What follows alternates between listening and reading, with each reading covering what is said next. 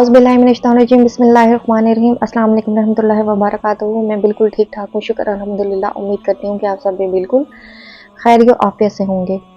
अच्छा, आज हम एक ऐसे टॉपिक पर बात करने वाले हैं जो कि है तो बहुत आम सा, लेकिन वो हमारी ख़ास तौर पर इस माशरे में औरतें जो हैं हमारी, तो वो इस चीज़ को ज़्यादा अपनाती हैं। मन्नत, हम हर एक छोटी छोटी चीज़ पर मन्नत मांग लेते हैं। इस्लाम हमें मन्नत के बारे में क्या कहता है और मन्नत अदा करना ज़रूरी है, अगर मन्नत अदा करने की क्या शराइत हैं, और मन्नत अगर हम अदा नहीं करते तो फिर इसका क्या कफ़ारा है। आज हम इसके ऊपर बात करेंगे। पहले तो हमें पता होना चाहिए कि मन्नत की शराइत क्या है। नंबर 1 पर यह है कि आप जिस काम के लिए भी मन्नत मांग रहे हैं, वो जो आपकी मन्नत है वो नफली चीज़ पर होनी चाहिए। मतलब कि आप ये मैं आपको दूसरा जब पॉइंट बताऊंगी तब मैं आपकी इसकी भी वजाहत कर दूंगी। अच्छा, नंबर 2 पर यह है कि आप अगर किसी काम पर मन्नत मांग रहे हैं, तो वह फ़र्ज़ पर और वाजिब पर मन्नत नहीं कर मांग सकते। इसकी एग्जांपल ये है कि आपने मन्नत मांग ली कि मैं अल्लाह ताला ये मेरा काम हो जाए तो मैं 5 वक्त फ़र्ज़ नमाज अदा करूँगा और रमज़ान पाक में पूरे के पूरे रोज़े रखूँगा। मतलब इस तरह की मन्नत, अपने माँ बाप की खिदमत करूँगा, उनकी अताअत करूँगा, उनकी हर ज़रूरियात का ख्याल रखूँगा, उनसे ऊंची आवाज़ में बात नहीं करूँगा। ये हमारे सारे के सारे फ़र्ज़ हैं। अगर हम 5 वक्त नमाज़ पढ़ रहे हैं तो ये फ़र्ज़ है हमारा।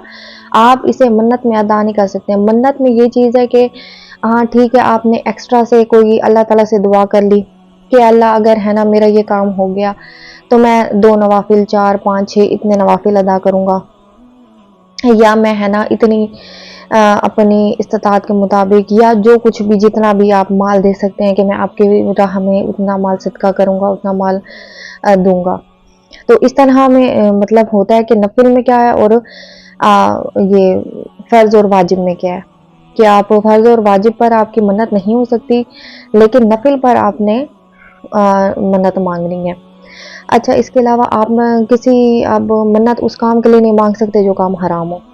फॉर एग्जाम्पल, आप जुआ खेल रहे हैं, आप कहें अल्लाह ताला मैं जुआ जीत जाऊं और तो ये जो पैसे होंगे मैं सदका कर दूंगा। जुआ तो वैसे हराम है, उसकी मन्नत तो आप मांग ही नहीं सकते। लेकिन जो चीज़ हराम है, जो चीज़ गलत काम में इस्तेमाल हो रही है, आप उसके लिए मन्नत नहीं मांग सकते। अच्छा, नंबर 4 पे ये आता है कि हमेशा मन्नत अपनी इस्तिताअत के मुताबिक मांगे। बाज़ लोग जी मांग लेते हैं कि ए अल्लाह ताला मेरा अगर ये काम हो गया तो मैं 200 नवाफिल अदा करूँगा, 300 नवाफिल अदा करूँगा। तो आप अपनी उसको देखें कि इतनी क्या आप नवाफिल अदा कर भी सकेंगे जितनी आप मन्नत मांग रहे हैं। या लोग मन्नत मांग लेते हैं, जी मैं अपना जो आधा माल है वो आपकी राह में खर्च कर लूँगा, या पूरा माल आपकी राह में खर्च कर लूँगा, या मैं ये करूँगा या मैं वो करूँगा। हम इतनी जो मन्नतें मांग लेते हैं, लेकिन फिर हम उसे अदा नहीं कर सकते। हमारी तनख्वाह है जी 10,000, हम कहें कि हम 10 लाख की मन्नत देंगे तो फिर ये हम पूरी नहीं कर सकेंगे।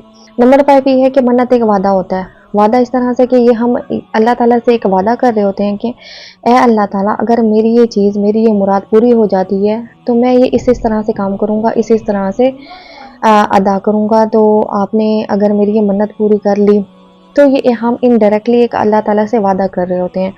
और जब वादे के बारे में कह दिया गया है कि वादा पूरा करना वाजिब है, तो फिर ये तो हमारे रब के साथ वादा होता है, तो हम इस वादे को तोड़ ही नहीं सकते। अच्छा, नंबर 6 पर है कि मन्नत के अंदर कसम शामिल होती है ऑटोमेटिकली ही। अब हमने ठीक है कोई मन्नत मांग ली, तो मन्नत कि मैं अल्लाह ताला आप मेरा ये काम कर दें तो मैं इतने नवाफिल अदा करूँगा। मतलब कि इनडायरेक्टली मैं एक कसम ही खा रहा हूँ कि अल्लाह ताला अगर मेरा ये काम हो गया, ये वादा भी हो गया, कसम भी हो गया और मन्नत भी हो गई। अब अगर आप वो मन्नत अदा नहीं कर सकते तो फिर जो कुरान पाक में कसम की कफ़ारा बयान किया गया, हम मन्नत का भी कफ़ारा वहीं अदा करेंगे।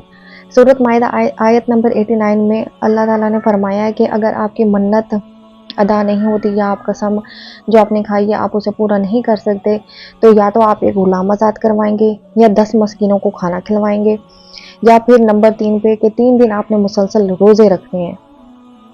ये उस सूरत में आप पर वाजिब हो जाता है जब आपने जो मन्नत मांगी आप उसे अदा नहीं करते, या फिर अगर आपने कोई कसम खाई है आप उस कसम को पूरा नहीं करते, تو پھر یہ آپ کے اوپر واجب ہو جاتا ہے کہ آپ نے ان تینوں چیزوں میں سے اپنا کفارہ ادا کرنا ہے۔ اچھا، نمبر 7 پہ یہ ہے کہ منت جو ہے ہمیشہ اللہ تعالیٰ سے ہی مانگنی چاہیے۔ ہم جو عورتیں ہوتی ہیں یا جو لوگ ہوتے ہیں، ٹھیک ہے، منت مانگتے ہیں، درباروں پر جاتے ہیں، منت مانگ رہے ہوتے ہیں، سجدے کر رہے ہوتے ہیں اور بہت کچھ کر رہے ہوتے ہیں، لیکن حرام ہی ہے، یہ چیز حرام ہے اور یہ چیز ہم نہیں کر سکتے۔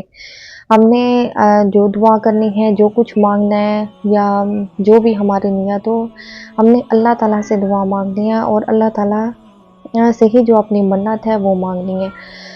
ہم نے ان درباروں کے ان کے چکروں میں نہیں پڑنا۔ لوگ پتہ نہیں کیا کیا کر رہے ہوتے ہیں درباروں پر۔ بس اللہ تعالیٰ ہم سب کو یہ چیزیں کرنے سے باز رکھیں۔ اب اگر آپ کو ڈفرینس پتہ چل گیا ہے کہ منت کس طرح سے، ہم نے کس طرح سے ادا کرنی ہے، اس میں کیا کیا شرائط ہیں، ہم نے کن شرائط کا خیال رکھنا ہے، اگر ہم منت ادا نہیں کرتے تو ہمیں کس طرح سے کفارہ ادا کرنا ہے، بس اللہ تعالیٰ مجھے آپ سب کو ہمارا بس ایمان کمزور ہے، ہمیں دعا اللہ تعالیٰ سے کرنی چاہیے پوری۔ اللہ تعالیٰ فرماتے ہیں جب ہماری ایمان کی کمزوری ہوتی ہے، ہم بس ہمارے ذہن ایسے ہیں تو پھر ہم منتیں مانگنا شروع کر دیتے ہیں، ٹھیک ہے۔ منت مانگنا ایک نفل ہے، لیکن وہ بھی کسی حد تک ہے، اور عورتیں سب سے زیادہ منت مانگ رہی ہوتی ہیں۔ چھوٹا سا ان کے اوپر کوئی آفت آنے کی، وہ پہلے کہہ رہی ہوتی ہیں اللہ تعالیٰ یہ کام ہو جائے تو میں منت مانگتی ہوں، اللہ تعالیٰ یہ ہو جائے تو میں منت مانگتی ہوں۔ چھوٹے سے چھوٹے کام کے لیے بھی منت مانگ رہی ہوتی ہیں۔ اس کو اپنی زندگی کا اتنا لازم حصہ نہ بنائیں، ٹھیک ہے۔ بہت سارے ہمارے کوئی ایسے کام ہوتے ہیں جو کہ مسٹ، اگر ہم خواہش ہو کہ بھئی یہ اللہ تعالیٰ یہ کام ہمارا بآسانی اور جائز ہو کہ یہ چیز ہو جائے، بس جس میں اللہ تعالیٰ بھی راضی ہو اور وہ ہمارے لیے بہتر ہو، بس آپ اللہ تعالیٰ سے کہیں جو کام بھی ہو ہمارا، جو بھی ہو، اے اللہ جس میں تیری بہتری ہے، جو تو ہمارے لیے بہتر سمجھتا ہے وہ کر۔ بس اللہ تعالیٰ اس چیز کو ہمیں سمجھنے کی توفیق عطا کریں۔ اپنا بہت سارا خیال رکھیے گا، مجھے دعاؤں میں یاد رکھیے گا۔ اللہ حافظ۔